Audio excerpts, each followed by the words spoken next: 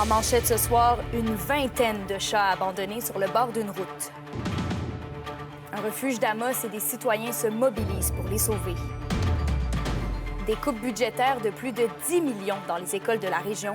Maintenant, les services de garde ne pourront plus s'acheter des crayons, du papier, du carton. Dites-moi pas que ça touche pas le service direct à l'élève. Et une nouvelle campagne pour aider les femmes victimes d'agressions sexuelles.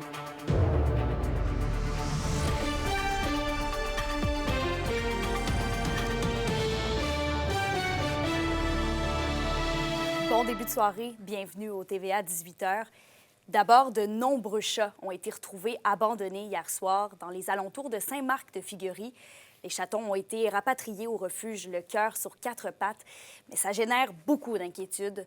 Reportage d'Alexis Dumont.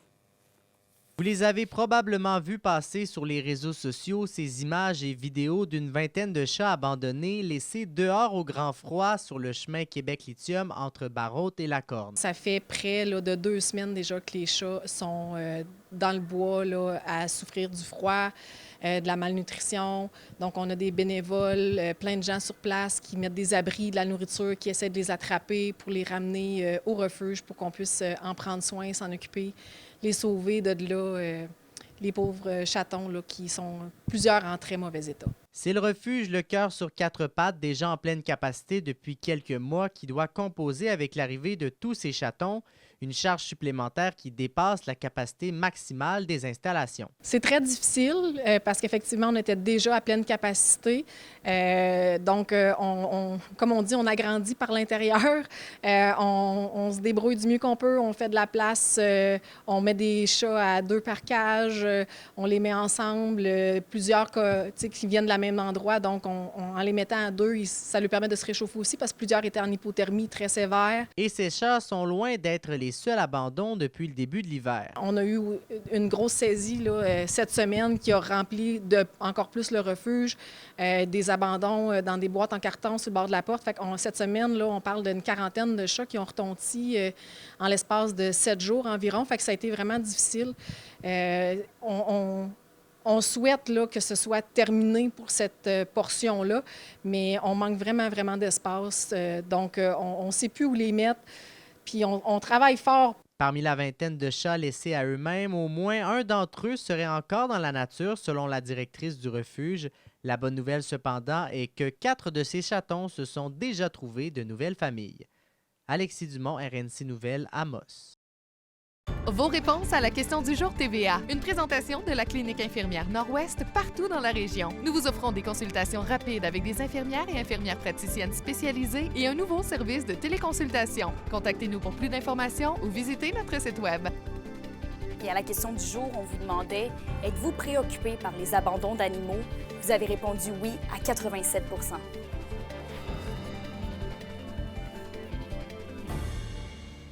Et les compressions budgétaires en éducation font réagir.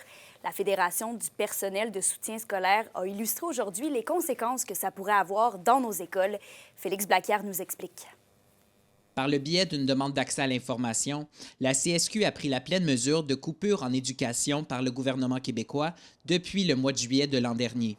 L'organisation révèle qu'en Abitibi-Témiscamingue, c'est environ 10 350 000 $ qui auraient été coupés au centre de services scolaires par le gouvernement, principalement pour le maintien des bâtiments et des rénovations mineures. Du côté de l'Abitibi, ne fait pas exception, mais il y a d'autres régions où certaines écoles sont vétustes, ont besoin de rénovation. Là, on met tout sur la glace, on empêche tout autre projet. La CSQ estime que Québec prévoit, à terme, imposer des resserrements budgétaires à la hauteur de 1,6 milliard de dollars en éducation à l'échelle de la province. Donc, c'est énormément d'argent qui vont affecter, entre autres, le service direct à l'élève, même si M. Legault nous confirme que ça ne touchera pas le service direct à l'élève, mais c'est certain que ça va finir par y toucher. Le président de l'organisation syndicale clame haut et fort que la province est la proie d'une rigidité financière qui ne dit pas son nom. C'est exactement comme à l'époque de l'austérité, c'est exactement comme à l'époque des libéraux qui avaient coupé 1,4 milliard. Je vous tiens juste à vous rappeler que ça nous a pris quand même 15 ans pour revenir à un équilibre dans tout ça. Le cabinet du ministre québécois de l'Éducation a déclaré pour sa part être le gouvernement qui investit le plus en éducation, mais qu'il doit respecter les budgets et que c'est aux centres de services scolaires de faire leurs propres choix. Le gouvernement stipule toutefois que le service à l'élève doit demeurer intact. Félix Blacquière, RNC Nouvelles, Val-d'Or.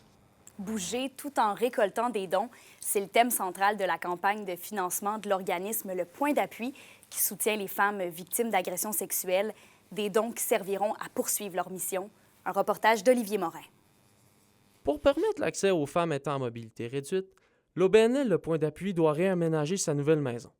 Une situation qui force l'organisme à mettre de côté deux valeurs fondamentales, l'inclusion et l'accessibilité. Avec les travaux, il semblait que ça pourrait aller de 100 à 150 000 dans le fond, l'ampleur du projet, parce qu'il y a quand même beaucoup de choses comme qu'on a nommé tantôt, là, comme une salle de bain qui, habituellement, c'est quand même coûteux. Il y a des salons aussi, je pense. Il y a des salons de relations d'aide aussi. Il y a 2 nouveaux salons de relations d'aide. Il y a une rampe d'accès aussi extérieure qu'il faut faire. Il y a aussi un 3e salon de relations d'aide en haut aussi. Toute l'insonorisation des salons. Fait que c'est quand même des rénovations d'envergure, là. Pour parvenir à la réalisation du projet, l'organisme lance le défi J'appuie du 1er au 31 mai prochain. Il s'agit d'une campagne de financement visant à ce que les personnes participantes relèvent des défis actifs comme le yoga ou la course, en plus d'y récolter des dons sur la plateforme Yapla. Un défi dont toute la région est invitée à participer. Nous, on l'a rendu quand même assez accessible, assez large. Fait que oui, les gens peuvent le réaliser dans leur localité sans problème. Ils vont s'inscrire comme les personnes de Rouyn-Noranda. Puis, tu sais, on n'a pas d'endroit fixe où est-ce que ça va être réalisé. Même si elle ne prévoit pas faire la promotion du défi dans les écoles, l'organisme encourage les professeurs ainsi que leurs étudiants à participer au défi. Effectivement, s'il y a des professeurs qui veulent faire ce projet-là avec leurs jeunes, c'est clair qu'on va les accompagner là-dedans, puis ça pourrait être super intéressant, effectivement. Mais, tu sais, est-ce qu'on va cibler les écoles secondaires particulièrement? Non, parce qu'on veut vraiment aller le plus loin possible, mais oui, les jeunes, c'est une très bonne idée. L'organisme se donne 3 ans pour réaliser les travaux de son nouveau point de service. Olivier Morin, RNC Nouvelles, Rouyn-Noranda. Et on revient sur le procès de James Testa. C'était la fin aujourd'hui du passage du premier témoin au palais de justice de Rouyn-Noranda.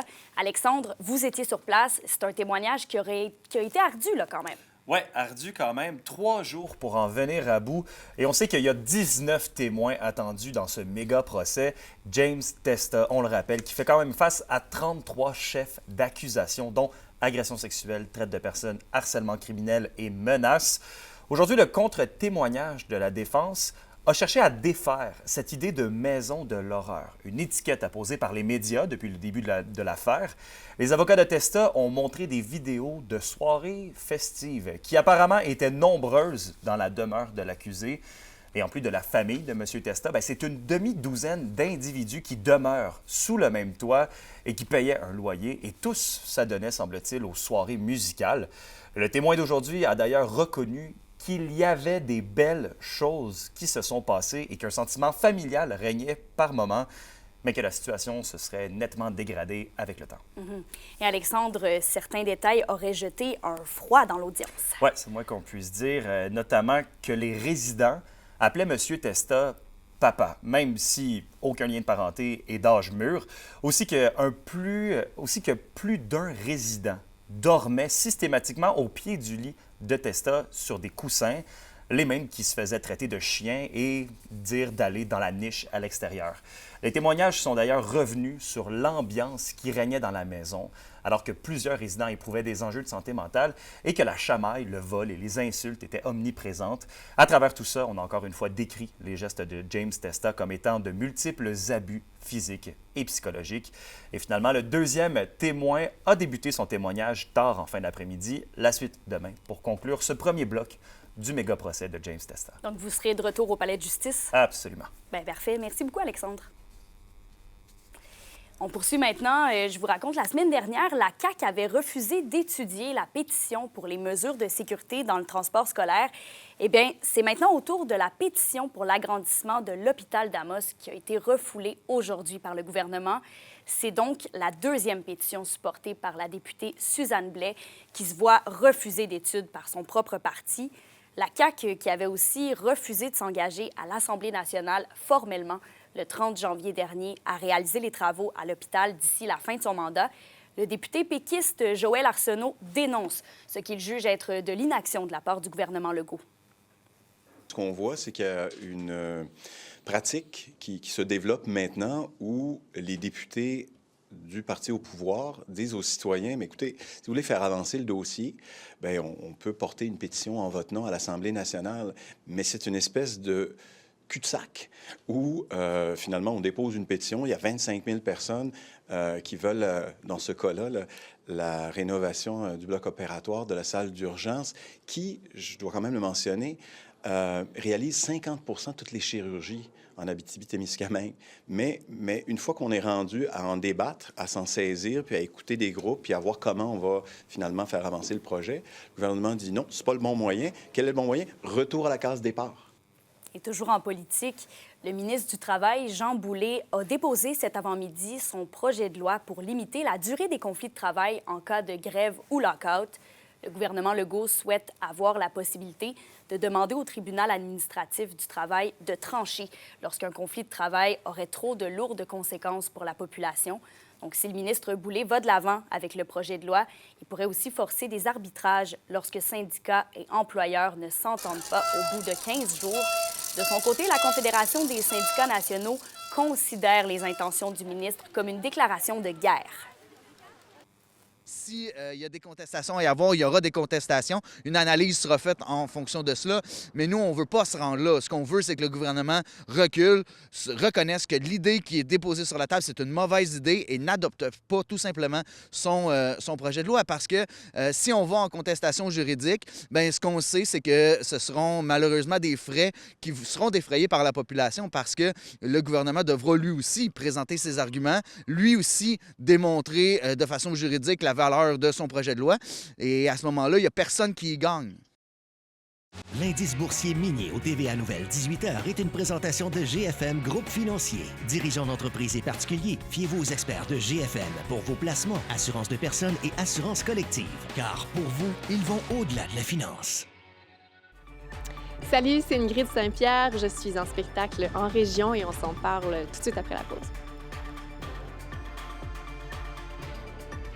Témiscamingue et du nord du Québec vous présente la bonne nouvelle économique TVA. Le 8 février se déroulait la 26e édition du défi polaire Baie James à Chappé. Cette édition a attiré 206 motoneiges antiques qui parcouraient un sentier d'environ 60 km. Avec l'appui de ses partenaires financiers, le comité du défi polaire Baie James a été en mesure d'offrir plus de 17 000 $ en bourse et prix lors de la soirée. Cette 26e édition fut un grand succès grâce à tous les bénévoles. Les SADC, partenaires de l'économie de la région.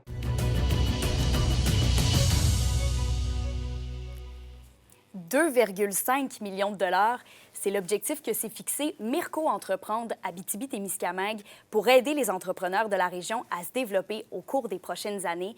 Anthony Dallaire a discuté de la campagne avec le directeur général de l'organisation. À quoi consiste la campagne, le Fonds commun régional et à qui elle s'adresse? Le Fonds commun régional, c'est un fonds que Micro-Entreprendre lance qui nous appartient. Nous, on est une entreprise. Même si on est associé au réseau provincial, on est vraiment indépendant. Donc, c'est un fonds qui reste dans la région, qui est à 100 %.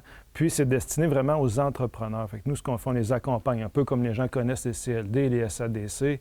Donc, on fait un travail qui est complémentaire avec eux, mais directement à l'entrepreneur plutôt que l'entreprise. Ça fait un peu concept mélangé, puis les faces de la même monnaie, là. Mais je veux dire, le fonds est vraiment destiné à aider l'entrepreneur à lancer son projet, le ou la entrepreneur.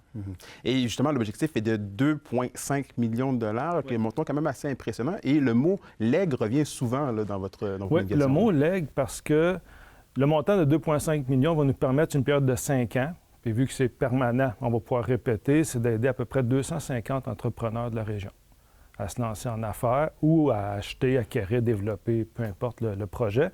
Mais surtout, le leg, c'est que ce fonds-là est permanent. Fait qu'il reste vraiment dans l'héritage de l'Abitibi-Témiscamingue. L'organisme va vivre une durée indéterminée. Donc, le fonds va être répété pour l'avenir. Donc, on assure vraiment une pérennité là, ici en région. Et là, vous organisez jusqu'au 24 février des événements de pré-lancement en Formule 5 à 7. Concrètement, comment ça va se dérouler? Ce qu'on va faire, on va vraiment présenter un peu c'est quoi le projet, plus en détail que ce qu'on fait présentement, mais de dire, écoutez, régionalement, il faut vraiment qu'on se serre les coudes. Je discutais avec le député Sébastien Lemay qui me disait, au niveau des gouvernements, ça va être plus difficile d'aller chercher du soutien. Nous, on est un OBNL, donc on doit assumer nos propres existences. Et au niveau du fond, on dit pourquoi que régionalement, on ne ferait pas ce qu'on demande. Au lieu de quêter Québec-Ottawa, on peut dire on va le générer dans la région et on va pouvoir produire localement ce que l'on veut au niveau des entreprises. Donc, le fond, ce qu'on fait, on va vers les gens de la région. Ça peut être une personne individuelle, ça peut être une entreprise, ça peut être un gestionnaire ou un entrepreneur qui a réussi, peu importe. Mais on va leur expliquer, écoutez, on mobilise pour générer de l'entrepreneuriat en Abitibi-Témiscamingue en collaboration avec les CLD et SADC, ce qui va permettre de générer de l'emploi, de la richesse et la maintenir en économie circulaire dans la région. Et en terminant, là, c'est ça, vous projetez ça sur les 5 prochaines années, mais on se donne jusqu'à quand pour amasser ce montant-là de 2,5 millions de dollars? Traditionnellement, la demande est toujours ouverte. 365 jours et 6 heures par année, on n'en manque pas une. Par contre, on se donne jusqu'au 16 avril pour vraiment donner le cœur de la campagne, créer l'effet régional, le momentum régional qui va aller du 11 mars au 16 avril. Mais le prélancement est comme pour lancer la vague. Mais si vous arrivez le 20 mai, on va vous dire bonjour pareil. Soyez sans crainte. Vous n'allez pas nous dire non. Non, surtout pas. Justine, l'autrice, compositrice, interprète Ingrid Saint-Pierre est au Théâtre du Cuivre ce soir. Oui, Kémy Liège s'en vient nous présenter son plus récent spectacle, Ingrid Saint-Pierre, seule au piano. C'est vraiment une vaste gamme d'émotions qu'elle va faire vivre au public ce soir en toute intimité. Vous allez entendre ses meilleures compositions, mais aussi ses plus récentes, ses chansons qui sortent de son dernier EP, 5 chansons au piano droit. Vous allez entendre ça ce soir lors de son spectacle. Elle est au Théâtre du Cuivre, comme je l'ai mentionné, mais au courant de la semaine, elle ira aussi à Ville-Marie, à et Val-d'Or. Ça va vraiment être une soirée tout en douceur, mais surtout tout en émotion. C'est un spectacle solo, en fait. Donc, c'est un retour aux sources, c'est un retour aux chansons, à leur plus simple expression, donc le piano. C'est par là que les chansons naissent, en tout cas les miennes. Puis, c'est un retour. Donc, prendre le temps de raconter aussi leur histoire et tout ça. Ah, c'est vraiment plus réconfortant. Je me sens pas du tout intimidée vu que je vois pas vraiment ça comme un spectacle. Tu sais, c'est une rencontre pour moi. Fait que c'est pas tant donner une performance, c'est plus comme de connecter avec des gens d'abord et avant tout. Tu sais, les gens sont vraiment avec moi, mais dans l'écoute, dans le partage, on fait vraiment comme une petite bulle, tu sais. Puis moi, je raconte, fait que j'aime ça sentir les gens présents, mais intérieurement, que les gens soient dans leur bulle à eux aussi, tu sais. En avril, ne te découvre pas d'un fil, mais de quel fil parle-t-on? Le fil des jours, le fil de l'eau? Non, le fil conducteur, au mieux, le fil directeur de ton existence. En avril, ne te découvre pas du fil de ta cohérence. Et toujours dans le monde des spectacles, le poète David Goudreau est en tournée lui aussi dans la région cette semaine. Ah oui, après avoir connu un grand succès avec son premier spectacle, il revient avec En marge du texte, une performance scénique qui mélange la poésie, la musique et l'humour. Il va présenter ses propres textes, mais aussi des textes de grande littérature. Alors, ça va être à voir à Val-d'Or ce soir, mais aussi au courant de la semaine à Amos, Lassar et Rouyn-Noranda. Voici ce qui vous attend là, dans ce spectacle assez spécial puisqu'il mélange la poésie, l'humour et le jazz. C'est assez anodin. En marge du texte, en fait, la proposition, c'est vraiment humour et poésie. Donc, quand vous riez, c'est humour, sinon c'est poésie. Moi, il n'y a pas d'enjeu narcissique de mon côté. C'est que du bon. Il y a un peu de musique aussi. J'ai ajouté du piano. Donc, 5 morceaux musicaux, des poèmes que je mets en musique. Il y a certains de mes textes, évidemment, dont La lettre aux dépendants, Poème d'avril, des textes qui ont bien fonctionné à la télé, notamment. Et j'ajoute des grands classiques. Régent Ducharme, Anne Hébert, Claude Gauvreau. Il y a même du Rimbaud. Et je m'amuse avec tout ça. Parfois, il y a des numéros d'humour pour mettre en contexte comment j'ai découvert certains textes. Parfois aussi, c'est des lectures troublantes de mon enfance que je vais partager avec le public. Donc, c'est vraiment un spectacle très accessible. moi, mon objectif, c'est que la prof de français qui a aimé mes livres et qui traîne son mari ingénieur ou mécanicien voir le spectacle, que les deux repartent heureux. Donc, j'essaie de rendre la littérature accessible et même par moments plutôt drôle. Si jamais vous ne pouvez pas aller le voir en spectacle cette semaine, ce samedi, David Goudreau participera à l'activité « Un artiste se livre » à la Bibliothèque municipale de Rouyn-Noranda. Alors, c'est ce samedi à 14h. Vous allez pouvoir découvrir l'univers littéraire de David Goudreau et c'est complètement gratuit. Merci, Justine, pour la suggestion. Bouge pas trop, on se revoit dans quelques minutes pour le segment météo. Au hockey, depuis le changement de réglementation de la NCAA, 35 joueurs se sont greffés à la LHJMQ et c'est le cas pour 2 hockeyeurs des Huskies de Rouyn-Noranda. On vous en parle après la pause.